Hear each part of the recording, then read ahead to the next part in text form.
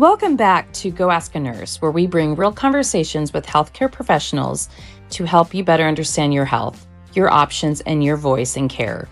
I'm your host, Anna Marie, a nurse educator and advocate for empowering patients to take charge of their health. Today, I am so excited to have on Corey Martin Craig. He is a 4-time TEDx speaker, award-winning producer, a coach dedicated to helping performers find their authentic voice. As the founder of Cool Beans Comedy, Corey has worked with performers of all ages from 8 to 80, helping them build confidence and elevate their stage presence with an appearances on networks like Nickelodeon, Fox, and Showtime. Corey's expertise extends beyond the stage to coaching and producing top-tier talent.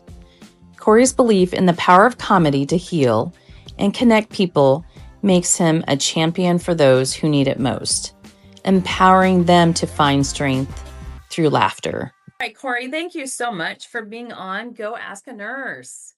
Thank you so much for having me. Well, to kind of kick it off, tell us a little bit about you. I know you got started, everybody kind of knows you as the actor Corey, Yep, and now comedian. sure. So just tell us about you before all the success. Yeah, grew up in Lincoln, Nebraska. Got into my fair share of trouble. My dad died when I was 6, so I think that was kind of the impetus for me to want to act out and try to just, test people. Humor was my shield.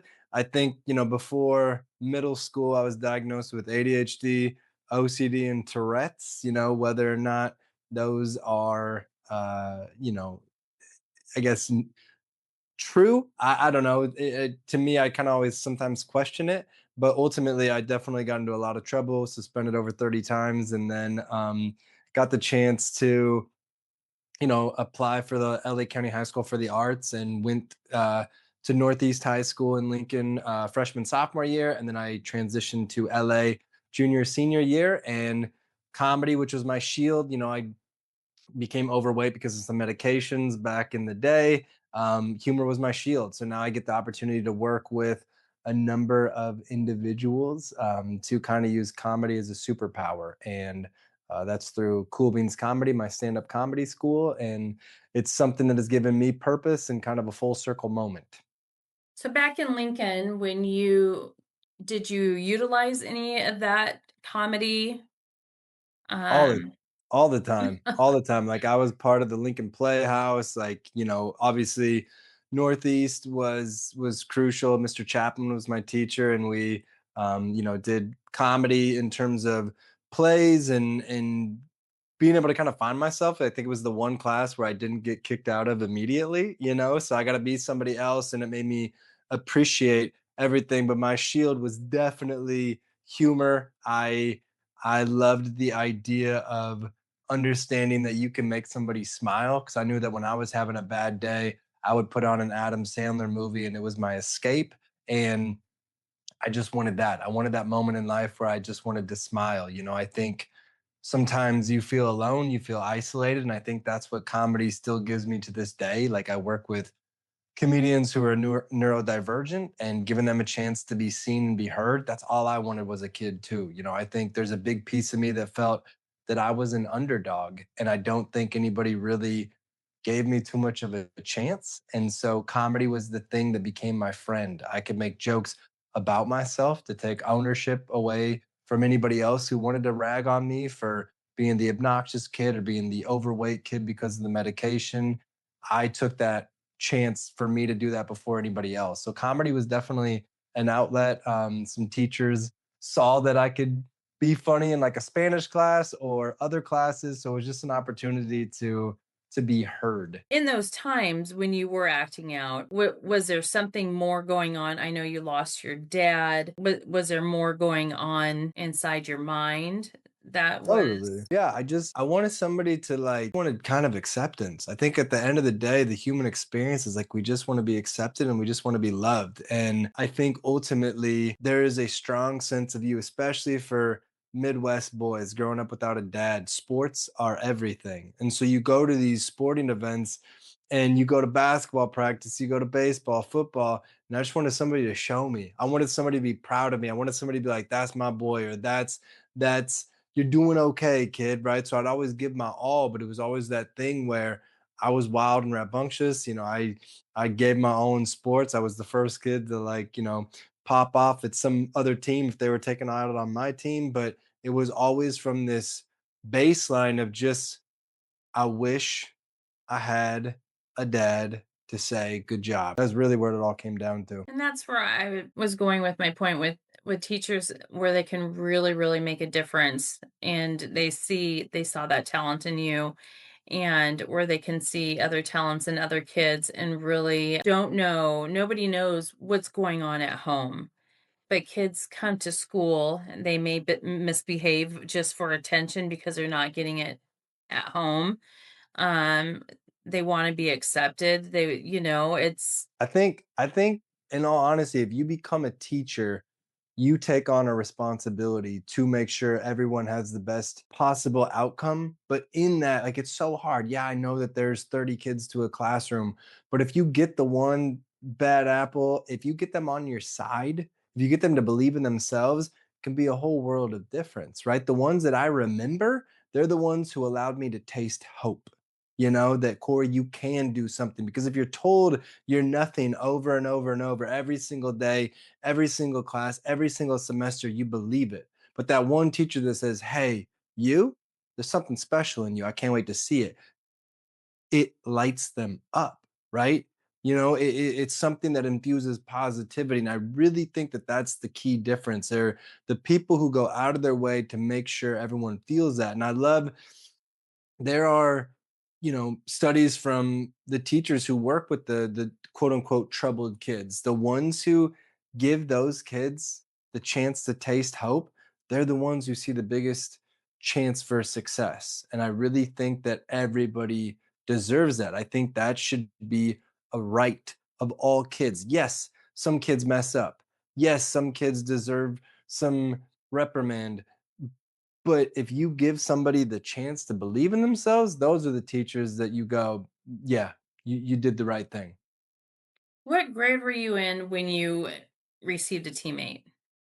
I received a teammate in seventh grade at Mickle Middle School. So Robin Mickle Middle School, my teammate was Bill Orr, the first gentleman of Nebraska. And it was amazing for me because I didn't realize what the prestige of Bill Orr meant, to be part of Nebraska royalty, and to just be this kid from Havelock in Lincoln, Nebraska, and now have the chance to meet all these influential people, get the chance to go to Rotary with him and kind of see the impact that you can have. And it was somebody that over time, it was an adult male who came to school every single week. And there were some weeks where he just talked with me in the very beginning, because it took me a while. Because most kids, if you experience teachers and adults, and especially males, talking down to you, the first thing you do is you cross your arms, you go, who are you? Prove to me that you're not going to leave me like everybody else. And he came through every single week. He'd go to class with me, we'd go to the library, and he really did show that he cared. He came to a baseball game one time. My favorite Bill story is one week I was suspended and he called me and he said, hey, do you want to go get lunch? And at that time, I was overweight, so like I could always be down for some like food. You know what I mean? Like, let's go have fun. And anybody who knows Lincoln, like north side's poor side, south side's rich side, right? So he picks me up. I lived on the north side, and we started driving south. And I'm like, awesome, right? Like, this is cool. Like, we're gonna go to a fine establishment. And we passed like Misty's, we passed Val's, and I'm like, this must be the greatest place ever. And he pulls up in front of a big red brick building, and on the front it said juvenile corrections. And I was like, what? This is not lunch. And he knew the head of the facility, so he took me inside, locked me in a cell for like 10 minutes and gave me a scared straight moment. And on the way home, he didn't even stop for lunch. He was like, just let this be a lesson. And I was like, what? Like, you tricked me, bro. And it was something I think I needed. If you respect somebody, you get those opportunities. I really think that's a fair assumption between teachers and students too is if you show respect, you're going to get respect. Respect shouldn't be a right. Respect should be earned. And Bill had my respect. And I said, okay. And I got my stuff together. He was sick and tired of me being suspended. He was sick and tired of me being at classes. I remember one time he came with me to a math class. And I remember afterwards, he goes, Corey, I am extremely disappointed in you. And I was like, yo, what'd I do? And he was like, you misbehaved the entire class.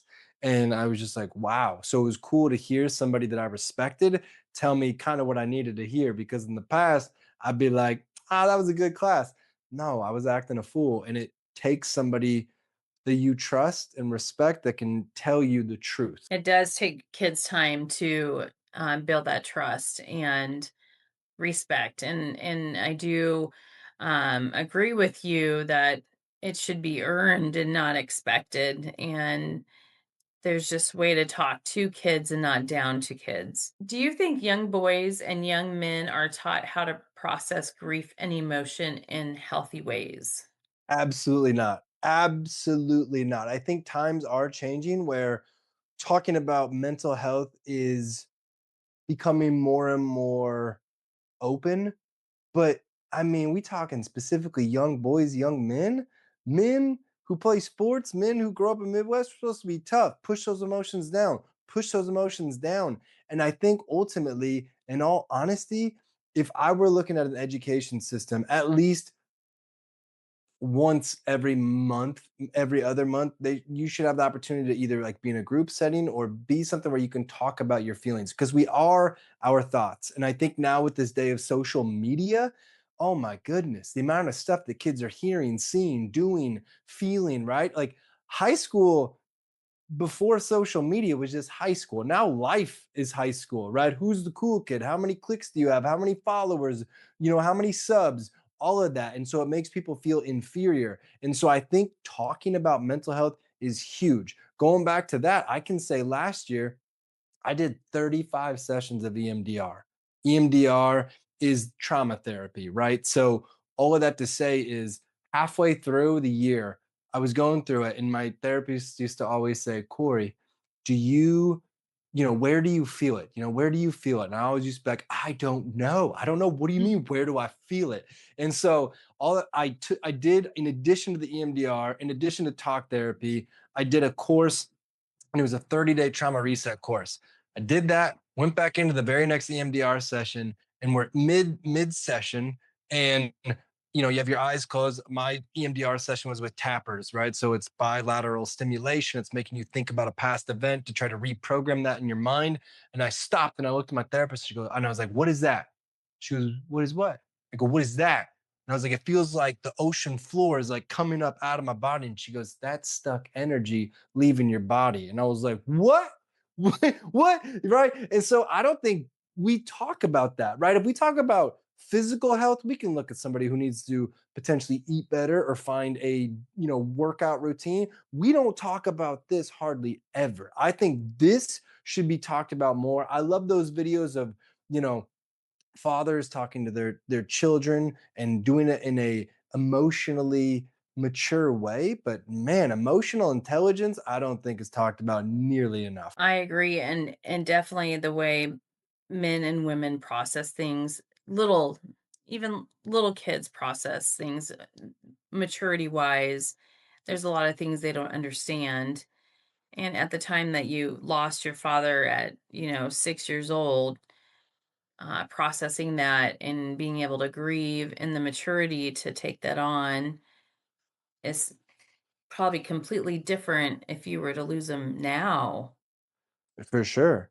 For sure. I think, I was, sent to grief counseling, and at the time I thought it was kind of a joke, because I was like, oh, I'm supposed to put my dad into a little tiny box with photos and whatever, but it didn't do anything for me. I think talking about it, I think just like kids in school, everybody learns differently and everybody grieves differently. And so just being more open, of being like, yeah, if you want to cry, it doesn't make you a wussy. It doesn't make you less than. It means we all have emotion, but if you push it down, it's going to callous. It's going to just just thicken the walls of your insides until one day you're mad at everybody or you don't know how to emotionally regulate. And I think, me personally, emotional regulation, knowing how to do that, that is the biggest sign to success in life, right? There was the French philosopher saying all of life's problems stems from a man's inability to sit alone with his thoughts in a room. Most people can't do that. Most people need the codependency of something else or the codependency of some vice. I think we need to really treat this just as important as looking good, right? The physique, sure, but the mental physique, get out of here. Emotional intelligence, I hadn't even heard of the expression EQ as an emotional intelligence until this year. So I'm continuing on my journey as well, but I understand treating people good, but it starts with treating yourself good. And I think men should cry to let things out, should talk about things, should be okay to call your somebody who's a friend or a brother or somebody and say, I need some help, right? I'd much rather you call me and say, I need some help versus doing something stupid. Absolutely. We're human. Yeah. What role did mentors or educators play in changing your trajectory? I don't think I would be where I am without a mentor. I understand my childhood. I appreciate everything that went into it. Love my mom, my grandma, but without having that kind of intersection of being like, hey, I'm gonna give you some tough love now, like Bill Orr taking me to juvie and saying, do you want to get it together? If I didn't have somebody saying, hey, you can be more, because we are our thoughts, right? I used to always, when I'd go back and speak to schools, so there's this glass ceiling, right? And that's your limitation, but you don't know what you don't know. So somebody saying you can go and become something, you can soar past everyone else. I didn't know that was possible. When I go and talk to kids now, I always say the rubber band effect, right? You're being pulled back now. It's frustrating. You were given a terrible, hand of cards, right? But if you choose to soar, you can pass through everyone else. And Bill really taught me that. It was the first time that I feel like I saw a male that I respected. And again, there goes back to that respect word. Not only did I respect him as a person for how he treated me, but for what he accomplished. And from a kid from, I'm still going to say it, Poor Side Havelock, North Side Lincoln, I didn't know what was possible. I saw a lot of kids' dads over on that side that I did not want to be like. We'd go over to their homes and I was just like, yo, get me out of here. So it was something to where I was given a chance. I got a lucky draw in that I got the first gentleman in Nebraska as my teammate, my mentor, and that really did affect me. It made me see I could go further, right? And when I got the chance to go to LA, Bill was rooting me on. Go for it. Go for it. Because sometimes you do have to spread your wings and fly. And sometimes it just takes one person to say, yeah, you can do more. Because if you don't know, if you've been pushed down over and over and over and over and over again, that's the limitation. But if somebody says, kick that ceiling off, kick that glass ceiling off, where do you want to go? That could be a whole change in the course of where you're going in life. I 100% agree. I mean, they always say you are your thoughts and you are who you hang out with. So choose your friends wisely. Mm-hmm. And 100%. give Yeah, me, you're the average of the 5 people you spend the most time with. So you might as well surround yourself with people that you admire, because if not, you're settling. why do you think comedy can heal people? I think it is the most empowering art form that there is. And in terms of healing, people have to step into those uncomfortabilities and they take that ownership back, right? If you have, for me, for instance, like I ran through a glass door when I was in middle school, so I had scars up and down my arms. And if you used to call me weird or make fun of my scars in middle school, I would burst into tears because I felt ashamed. But now I can make fun of it. Now I can make fun of myself being a troublemaker. I think what it really does is it makes you lean into those dark areas and say, it's okay. It's okay. Because if we are our thoughts, then realistically, we're our thoughts. I'm not your thoughts of me. So it makes you stand in your own light and be there for you, right? So I've had a gentleman who was in a wheelchair for 16 years come to class one Sunday, walking to class. And I said, what is happening, Ruben? Because Ruben was in a wheelchair and he just let everything kind of sit on him. And one day he's like, you know what? Comedy gave me the chance and belief that I can do comedy, have that confidence. And then he started working with a health therapist, a mental health therapist. And she's like, why don't you try your walk? And so every single day he would try that. And he said, the end of last year, December, I want to do stand-up comedy for the first time because he did sit-down comedy. And so my thinking is, my belief is it allows you to kind of step into this superpower of yourself, of going, you guys can't hurt me anymore. This is a space where I'm going to take ownership. I'm going to talk about those things and I'm going to just be real. And sometimes just being real, sometimes just saying, this is me, is all that you need. Again, almost like that teacher allowing you to taste hope. Standing on a stage and delivering a speech is the number one fear of adults. Standing on stage and delivering a speech in which you are trying to receive laughs only amplifies that. If you can do both, what more can't you do? That's why I think comedy is so profound in making people go, okay, I'm somebody new. I'm somebody fresh. I didn't know that was possible. And then you do it and you go, cool, right? Because if we're looking fear in the face, bringing it with the funny, ain't nothing you can't do. Did performing become therapy for you, which you've mentioned? It did. It did. If we want to really break this down, performing became therapy for me because it allowed me to see myself in a way where others weren't making fun of me. Others were appreciating me. Others were allowing me to be seen, to be heard. Now, I can say, going back to the EMDR therapy that I did last year, the very first words that I said to my EMDR therapist was like, I hope I don't lose my drive.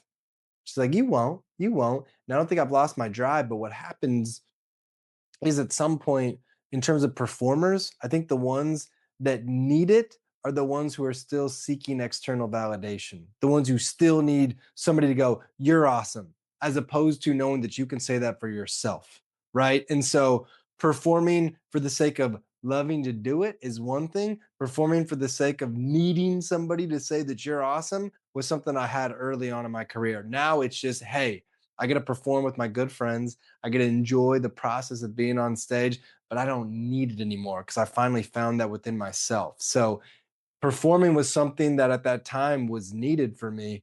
But thankfully, through all this work, I can go, I can find everything I need within myself and then pass that on to others when I'm on stage, when I'm speaking, when I'm, delivering comedy, when I'm working with, one of my comics like Parth Bhatt, who has Down syndrome, and I perform with him as like a tag team duo. That's what's really important to me, is to have purpose. And because I finally found that for me, I want others to find the same thing, to do the mental health journey, to not need that external validation. Yeah, kind of drop that ego, right? Yeah, for sure. And I love mean, yourself and just be comfortable with who you are. right, right. And I think, again, a lot of people aren't, and so early on, I wasn't comfortable with myself. You can hear a person too, because I coach for acting, I coach for comedy. If somebody's up here in this head voice, they're not comfortable, right? It's that grounded, like, I'm here, I'm just chilling. This is just me, right? Like, this is just who I am, just hanging, versus, please, please, could you please like me, right? Up here in this, like, for me, I can see it now. It's the calm within yourself. And I think that's the thing that I've always wanted. I think had my dad not died, I don't know if comedy would have been the thing that I needed. But comedy was definitely something I needed. Otherwise, I would have broke.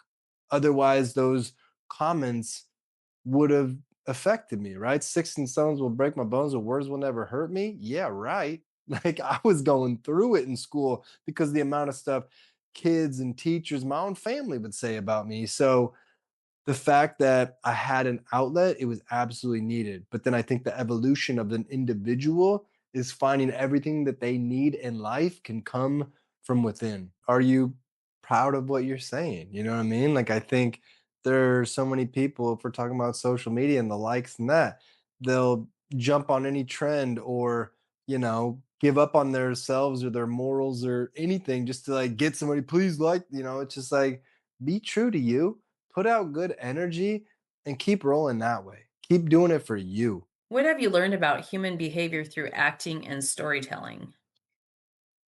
What have I learned about human behavior through acting and storytelling? I think ultimately kind of goes back to something I said earlier, is that everyone at their core just wants to be loved. If we talk about even the roles that I played as bad guys, right? On Major Crimes, I was the one who got arrested and was the secret steal, of everything. So even that person just wants to be accepted. Even that person wants someone to give them a shot. I don't think, hopefully, there's very rare just true evil people, so if you go out of your way to like smile at somebody or just check on them, that's really what they want. And I think we want truth too. From coaching, acting, from even myself, some of the roles that I booked, I messed up. I'm coming out in the new Amazon series with Nicolas Cage, the Spider-Man series. I look back at my audition, I was like, I said the words wrong, but I still booked it because I was just being me. And I think that's the thing that people don't understand, is by trying to be perfect, that's not life. I've stumbled a few times talking today. I've hiccuped. I've said, that's life. That's truth. That's normal. So to that, it just shows me to just be in the moment and stop trying to be anything other than yourself. My biggest expression is nobody can beat you at being your best you. So be you, be you. But if you look at certain movies, some of the best moments, they were outtakes. They improv'd them and they didn't even expect for them to be in it. But because it was so true, so real, that's the infectious part of life. Those moments like in a comedy club where somebody gives you a gift or something happens. If you treat it with love, beautiful. If you're on an acting audition or acting movie set or a vertical or whatever you're doing, those small moments, that's the beauty. That's the beauty where you're like, oh, that person was real. And if you really look at life, because you asked like a small question, but I feel like it's very in depth. If you look at people in their 80s and 90s, even 70s, to me, those people don't care anymore. They don't care what you think. They're just living for them. They're just doing life, whatever. Don't we all want to get there? I don't want to get to the point where I care what you think. I want to be able to walk down the airport. And I don't know if you know this, but I was walking through the airport with my headphones on, just like singing. I can't sing, but somebody had just given me the Justin Bieber like album recommendation. So I was just listening to it, just walking down the Denver airport. And I literally had just taken off my headphones, was like having some vitamins because I was like, oh, I forgot to take my vitamins this morning. and then we started talking, but I don't I think that that's the thing that I realized, those small moments, we don't have to be perfect. And I think once as a kid, if I wanted control. My dad died, so of course I wanted control, right? Your stability is shaken. So what do you try to do? You try to overcompensate. But then when you go through life, it's acceptance. It's accepting who you are, being in those raw moments and just going, whatever happens, happens, and being grateful. I know that was very long-winded, but that is my answer. No, that's great. That's a great answer. What do young people today need most emotionally? Honestly, I think young people need the chance to get off their phones and have face-to-face interaction. I think they need to get out of the house. I mean, I take Cool Beans Comedy, my stand-up comedy school, to Boys and Girls Club, and the numbers are down. The numbers are down of attendance. And even when I'm there, the kids are just in their phones or playing video games. And like, I get it. I played video games growing up, but it is like obsessive. You know what I mean? What happened? Who did this? I just got to get on my phone. I need it. It's like, I don't know if people know how to look at each other and have conversations. Like, we all think it's going to be through apps. We all think it's going to be through some messaging or some type of something. I mean, I know this will probably get me like people saying stuff, but why is there a website for people to watch other people play video games? I don't get it. I don't, me personally. So I just think the ability to connect with people is what kids are missing. I agree. And just kind of be present. Have Well, yeah, you're absolutely right. And I think that people don't understand, and correct me if I'm wrong, but our mental and our physical are so intertwined, right? Like there's so much, just I don't understand why people don't take care of themselves better. Like, and I think sometimes we just don't know because there's this obsessive need. Even going back to me with acting, please like me, please look, my phone. What am I missing out on? There's so much FOMO these days. And I think Mm. that there is the way in which a lot of, politicians, a lot of leaders work is on this fear-based, tactic. And it really does, it's highly effective. A lot of people, what can I, what am I missing out on? And I think, just go live your life. Like, what's better than that? Do it for you, right? You don't want any regrets when you're 80 or 90. Live the life you want to live because you wanted to live it that way. How do we better support kids who are struggling instead of labeling them? That is a great question. I personally, anybody who knows me, I hate labels with a passion. I hate them with a passion. I'm Corey. That's all you need to know. I don't want to be, I'm not ADHD, I'm not OCD, I'm not Tourette's, I'm not Troublemaker, I'm not this, that, or the other. I'm Corey. Call me by my name. Like that's really what I want to be known for. Um, I personally I don't, me personally, I feel like there's this trend now where there is so much going on in terms of having a reason as to why somebody is one way or the other. And I think if we just talked more and tried to understand, I think that would allow kids to have the chance to feel good, right? Because for me, some labels I think are needed. I think so, like in terms of at least like a diagnosis of some sort, if that's needed. But I think sometimes it makes people feel bad. I think it makes them feel ostracized. And I think we need to do a better job of going do all of these labels, are they needed, like do we really, because honestly, and I don't know, and I don't want to put a bad rap on healthcare, but I do think that there's a lot of quote unquote illnesses or diagnosis that are done for pharmaceutical gain. And I'm not the biggest fan of that either. And it really does make me upset to I was put on Ritalin at 3 years old. Why? That's insanity.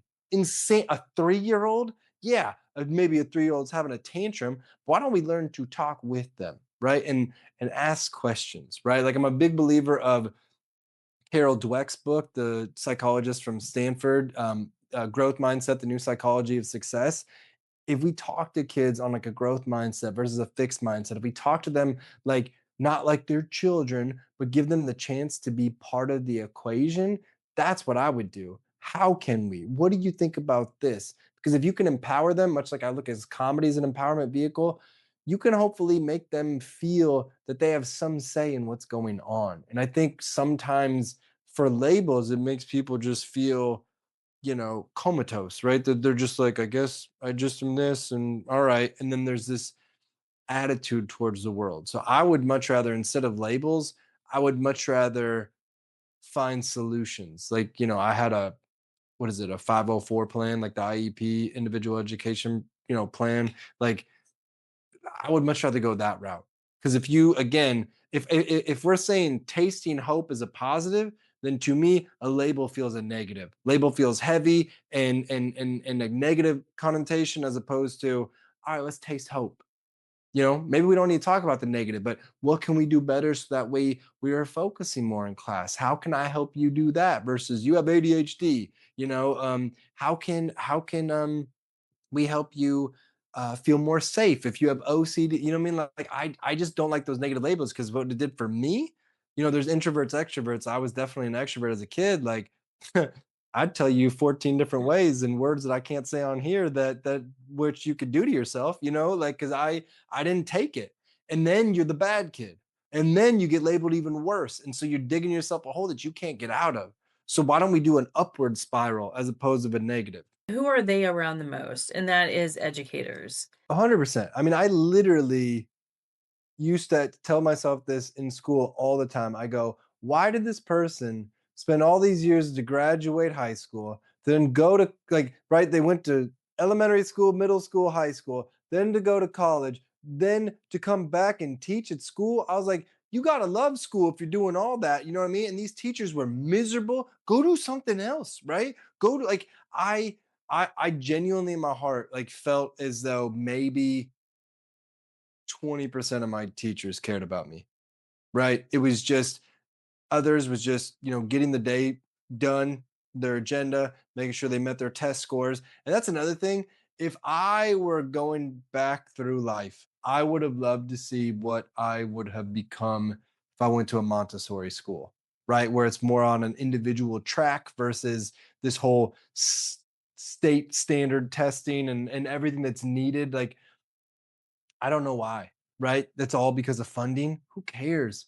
Why don't we try to help an individual versus like, oh, they got a test score, because not everybody learns that way. Not everybody learns that day. If we really want to talk about school, why is it when you go to college, you got to have more core academics before you go to your specific specialty? It's a waste of time, in my opinion, right? Like I think we have to find ways where individuals can go their individual track because we're just becoming this mob mindset of just, trying to make people follow the process. And that doesn't work for everybody. The ones who really kind of break the mold, those are the ones who become the leaders. They don't ask for permission, they ask for forgiveness. And that's been my whole mindset, right? A closed mouth, don't get fed. I say that all the time.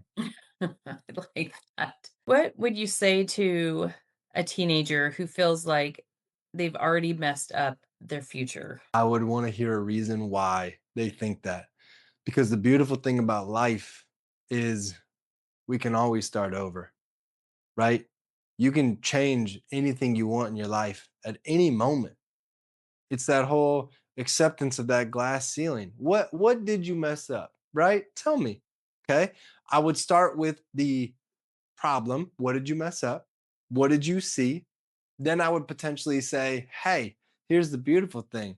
You ask anybody in their mid 20s, mid 30s, mid 40s that if they went the exact route they thought they were going to go, nobody's saying that, right? Things change, things go a certain way. But first, let's start with this. What's the problem? Knowing that nobody goes the quote unquote right way. Then let's go over some forgiveness. Tell me you forgive yourself. What are you mad about yourself for? Why don't we forgive that? And then why don't we set a goal? If it's going to be a big goal, cool. Let's reverse engineer it. Okay, you want to go to this big school? Great. How do we get there? Oh, you want to go and do this track, this field? Cool. Let's go figure out how to get there. Or if it's just a small goal, I want to make it through high school graduation. What does that take? And I'll be completely honest with you. My little bro, a kid that I kind of mentored out here, he wasn't going to graduate high school. And I said, give me the phone. And I called his teacher and said, what does it take? And so he spent 2 weeks with me doing all of his like online classes to make up for those credits. And we got it done and he was able to do it. But he thought he was just not going to graduate. And I was like, no, no, don't take no for an answer. So I think there's some forgiveness in yourself that comes with accepting what the problem was or the negative thinking and then setting another goal. And that's really how I kind of approach life. Well, what's next? What's next? If you really want this thing, how do we do that? And how do we check in and make sure that you're in the driver's seat? Because the thing that I think people really, maybe even specifically in the Midwest, it's we don't feel that we're in the driver's seat. Oh, the rich get richer. That just is their lot in life, right? Like I'm sick of that. No, change it. It don't have to be that. There's a lot of people who aren't educated that are extremely successful, Yeah, who didn't follow this structured life. There's great books out there and statistics that show it as well. It's really how bad do you want it? yeah. And what can we do, what can you do to get there? How can adults identify hidden potential in difficult kids? I think it's 1v1. I think it's 1v1. Um, or at least sitting down and figuring out what that is. For instance, I can go over my process of working with quote unquote difficult kids. I would go and read to an elementary school. The kid that I just told you, like my little bro who I helped graduate, he was struggling at the time of his elementary school. And so I went and read there. And then I just kept reading. And one of the kids was he was like me, troublemaker. So what I did is I said, okay, cool. If there's one bad apple, what can I do? And I said, will you help me hold the book? So instead of him being crazy and like screaming and hollering and like all the other kids being annoyed, because I was like that. I don't want to call him out, but you know what? Hey, will you come? I remember his name. Will you come up here and will you hold the book? And he did, and it put him in a positive light.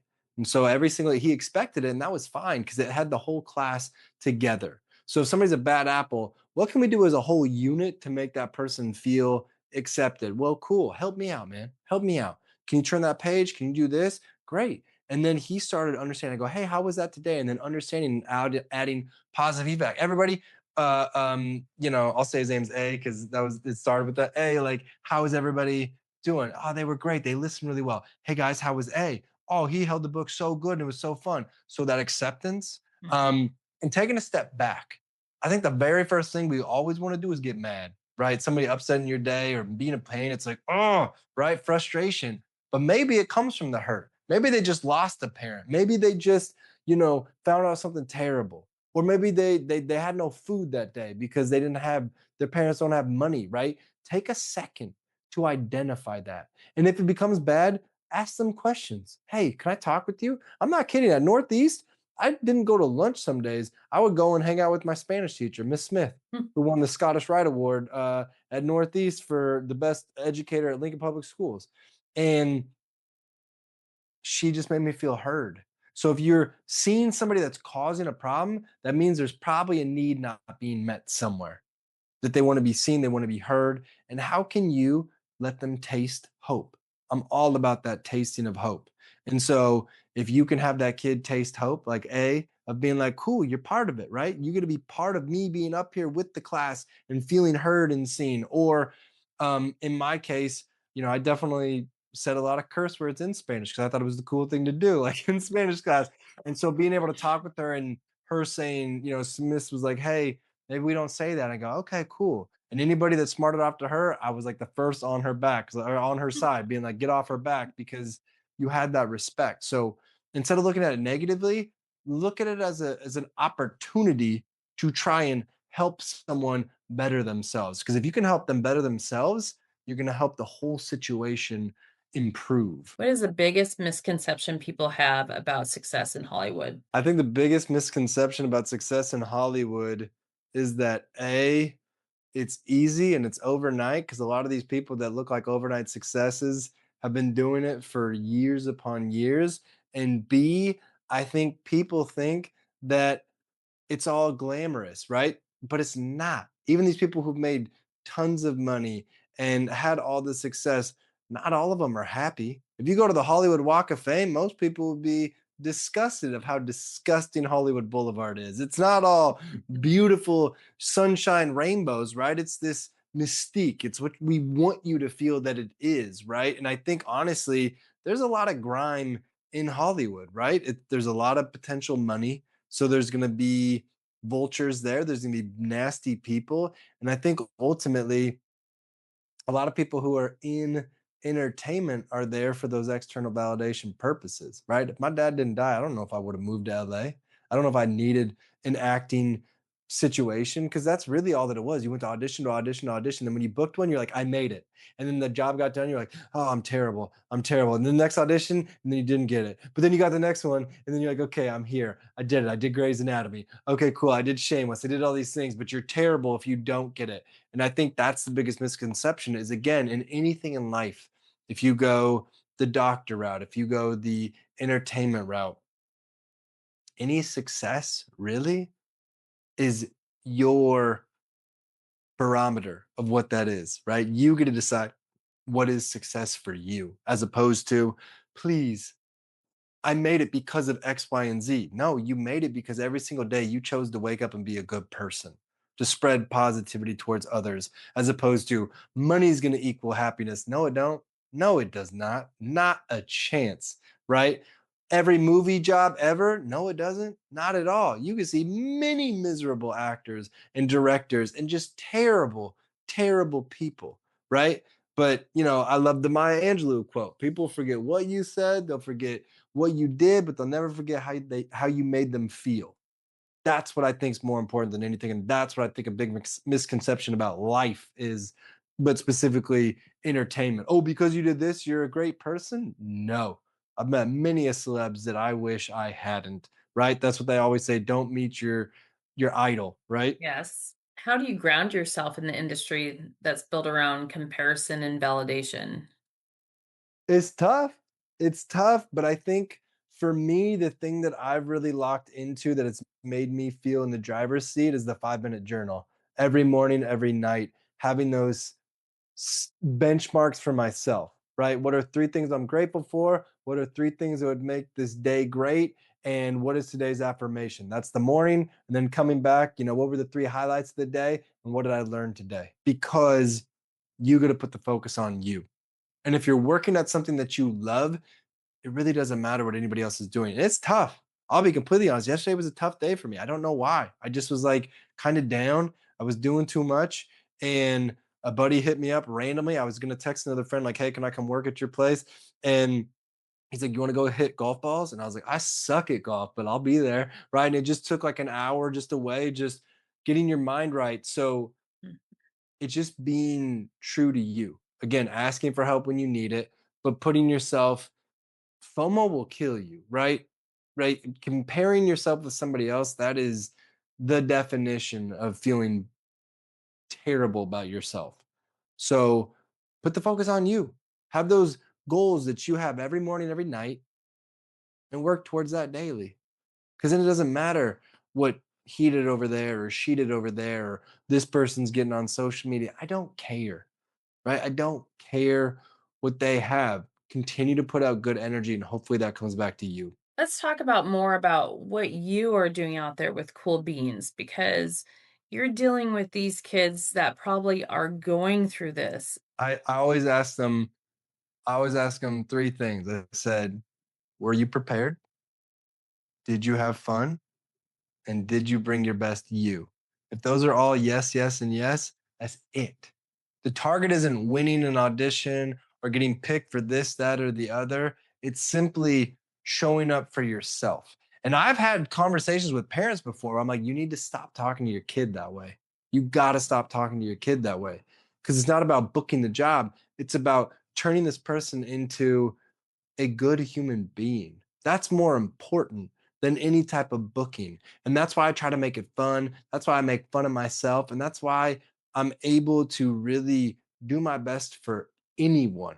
Like, we've had a lot of neurodivergent kids come to class because of the success we had about a documentary that we produced with my creative business partner, Suzanne Luna, who's a 6-time Emmy winner from Ellen. It was about a 10-year-old with autism who found his voice in stand-up comedy, and that was picked up by Chuck E. Cheese and Autism Speaks and Shine Global.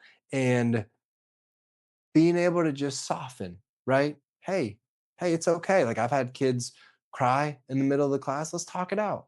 And also, I'm really inspired lately by college basketball coach Corey Close of UCLA women's basketball, who won the national championship this year, of the whole mindset. I'm a big mindset believer too. So I'll have all the kids get on stage and say one positive thing before they perform, or I'll any note that I give, I have all the other kids say one positive thing before I give a note. Because again, we want that taste, that hope. So it's that positivity of finding that. And I think any kid just wants to be accepted. And sometimes it's that Christmas idea, right? Like giving a gift is more important than receiving. You get so much more by giving. And I think collectively, giving and receiving, right? Receiving positive feedback and giving positive feedback puts it in a different light, and you're creating winners for the future. How do you find these kids? I mean, how do they find you?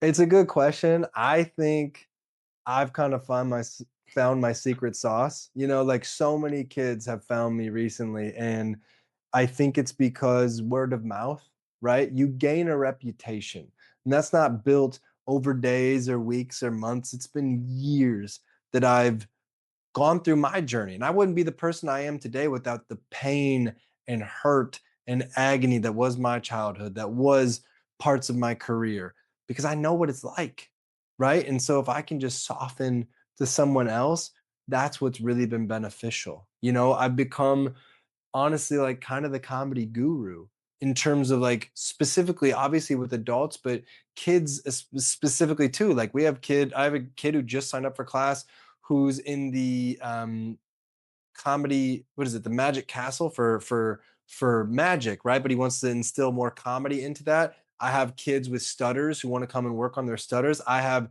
kids who are incredibly nervous that their parents sign them up to like get them to work on their confidence of talking to others.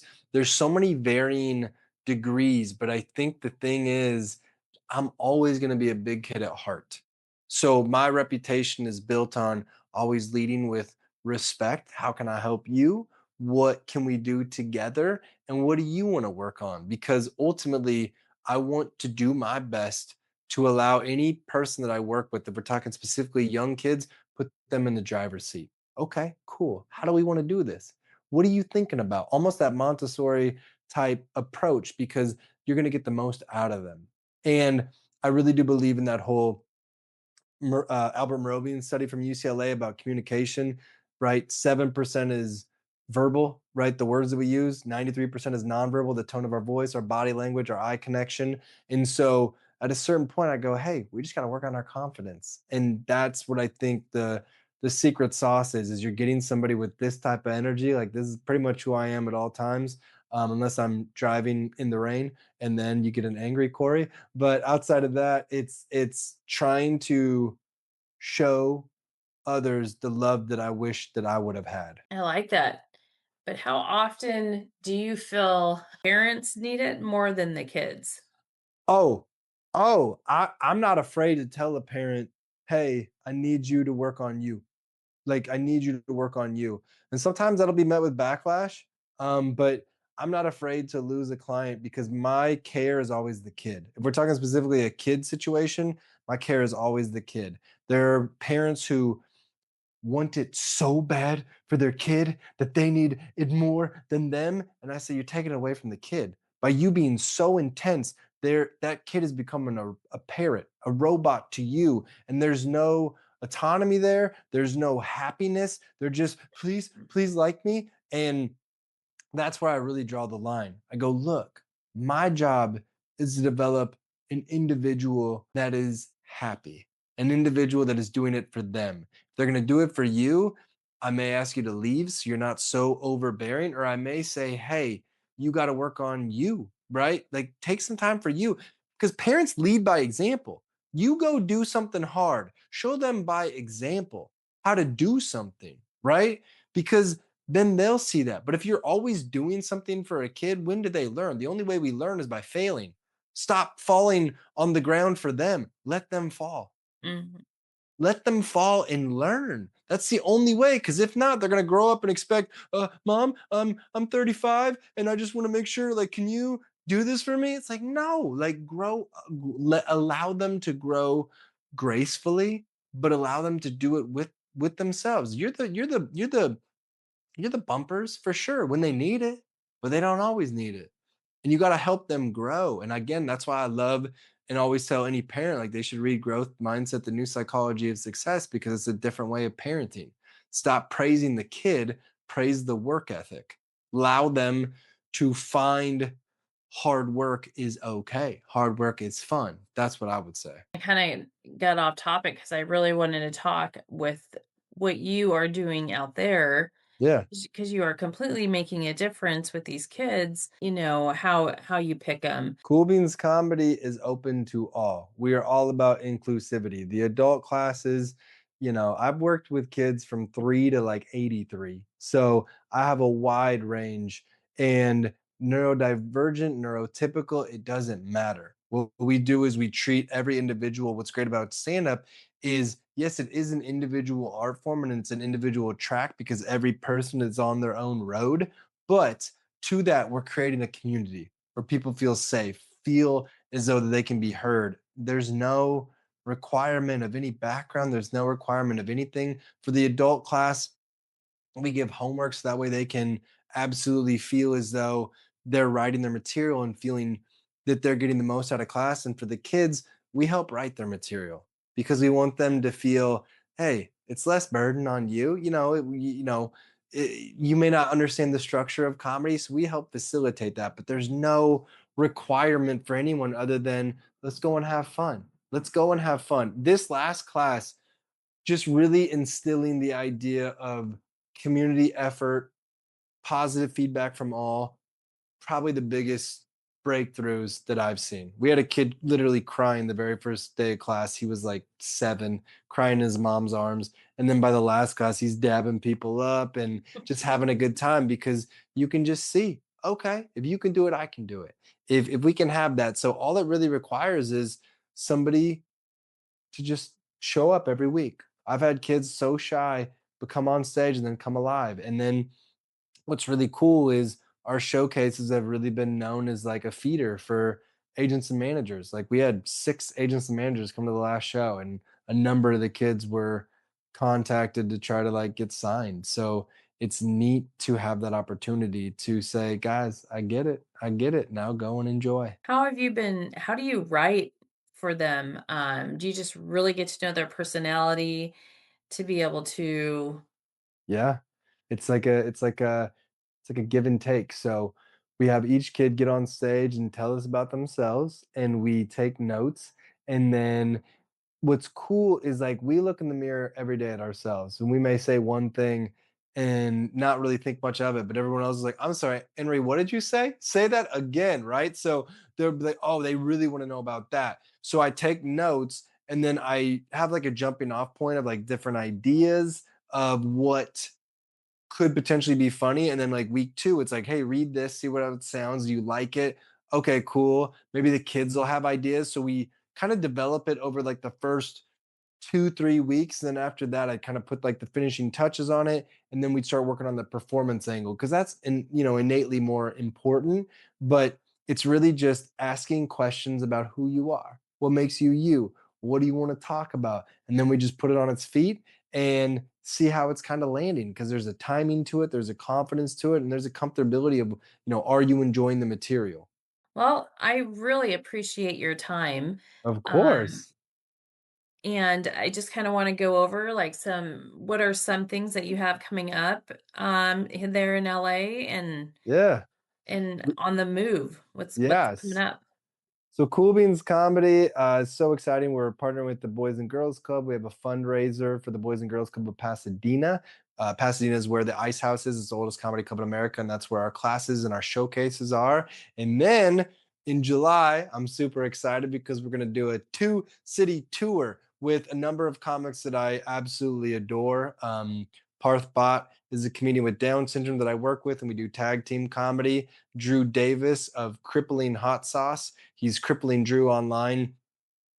He's out of St. Louis. So we're going to do a Cool Beans Comedy Lincoln show on July 25th with you, Anna Marie, down at Bodega's Alley in downtown. And then the following night, we'll be in St. Louis doing 2 shows at the St. Louis Funny Bone. So we're super excited to be able to bring all this funny from LA to Lincoln to work with you. And this all happened because a chance encounter at the airport where you were like, hey, is that a teammate's backpack? And that's why I think it's so important to just trust your instincts. Go and talk to somebody. Go and make the connection, because look where we are today. Absolutely. And after that, who knows where else we're gonna hit up, right? Yeah. Yeah. Some I other mean, the cities. goal is the goal is what's so beautiful about this is this particular show. I'm in talks to try to get one of my youth comics to come with us to these shows, which would be really, really fun. But it's a good mixture of like celebrating comedy, right? Like there's ability in every disability, right? We have Parth Bhatt with Down syndrome, cerebral palsy, autism, all representing this tour. And that's what I find, to your question about comedy, there's nothing more empowering. There's the regular people, then there's the people who just absolutely shine. And I think comedy is a level playing field for a person in a wheelchair, for a person with Down syndrome. Anyone can be anyone they want to with a microphone and the chance to bring laughter. Corey, thank you so much for joining us today on Go Ask a Nurse. Your story, insight, and passion truly brought value to our listeners. And I know people will walk away inspired and thinking deeper about their own journey. To everyone listening, thank you for spending time with us today. Remember, your health matters, your voice matters, and there is always hope in every chapter of life.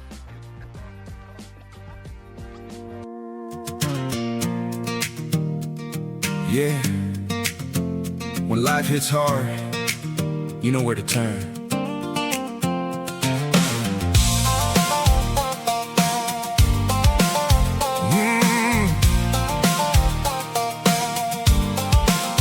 Got questions about your health, don't guess, don't wait. Google's got you stressed, yeah, it's hard to navigate. From your head to your heart, every little concern. There's a voice you can trust, yeah, you know where to turn. Real talk, real care, no judgment here. Breaking it down so it's crystal clear. Go ask a nurse, yeah, we got you. Every question, every answer coming through. Go ask a nurse, don't be afraid. We're here for your health every step of the way. From the fear to the facts, yeah, we put you first. When you don't know what to do, go ask a nurse. Hey! Go ask a nurse. From ER stories to the everyday, simple ways to keep the illness away. Mind, body, soul, we cover it all. If you're feeling unsure, you know who to call. Education with heart, that's how we serve. Empowering lives. Go ask a nurse. Go ask a nurse. Yeah, we got you. Every question, every answer coming through. Go ask a nurse. Don't be afraid. We're here for your health every step of the way. From the fear to the facts, yeah, we put you first. When you don't know what to do, go ask a nurse. No question too small, no voice unheard. This is your place, this is your word. Yeah. Hey! Go ask a nurse. Yeah, we got you. Real life answers you can hold on to. Go ask a nurse. Trust what you feel. We make your health simple, honest, and real. From the fear to the facts, yeah, we put you first. Your voice, your health. Go ask a nurse. Go ask a nurse. Oh, go ask a nurse.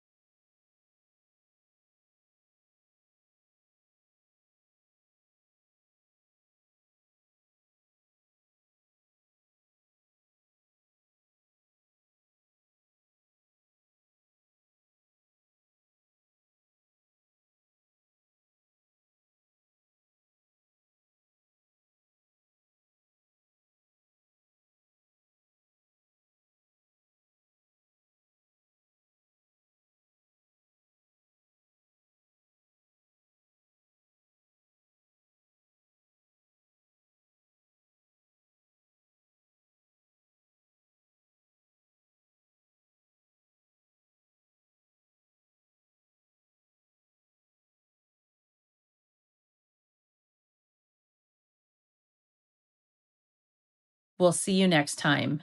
God bless.